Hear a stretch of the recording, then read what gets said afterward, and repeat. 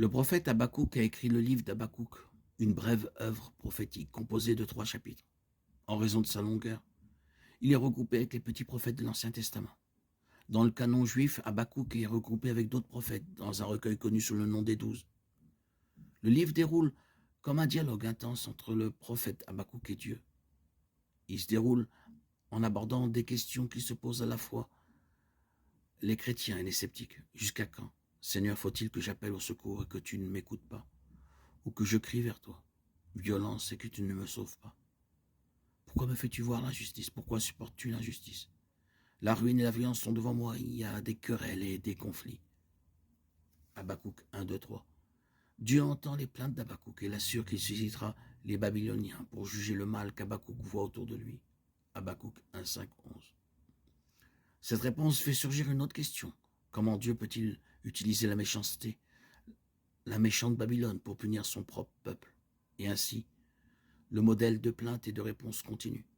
Le livre d'Habakkuk expose la profondeur de la méchanceté d'Israël, aborde le problème du silence apparent de Dieu face au mal, et encourage les fidèles de Dieu à rester inébranlables.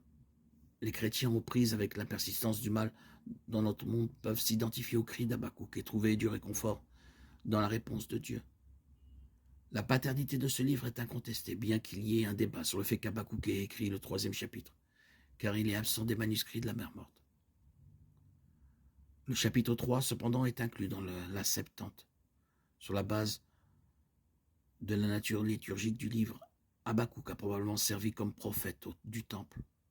Habakkuk a écrit le livre pendant la période pré-exilique, peut-être après la chute de Ninive, ce qui rend la datation de ce livre relativement simple au début du 7e siècle, avant Jésus-Christ. Dans la Bible hébraïque, Habakkuk n'est mentionné que dans le livre qui porte son nom. Néanmoins, son nom apparaît dans d'autres textes juifs. Probablement inspiré de contes populaires sur Daniel, Bel et le dragon met en scène Habakkuk en train de livrer de la nourriture. Ce texte se retrouve dans la Septante.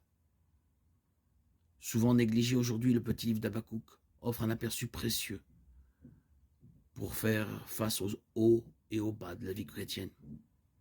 Il est utile d'étudier Habakkuk.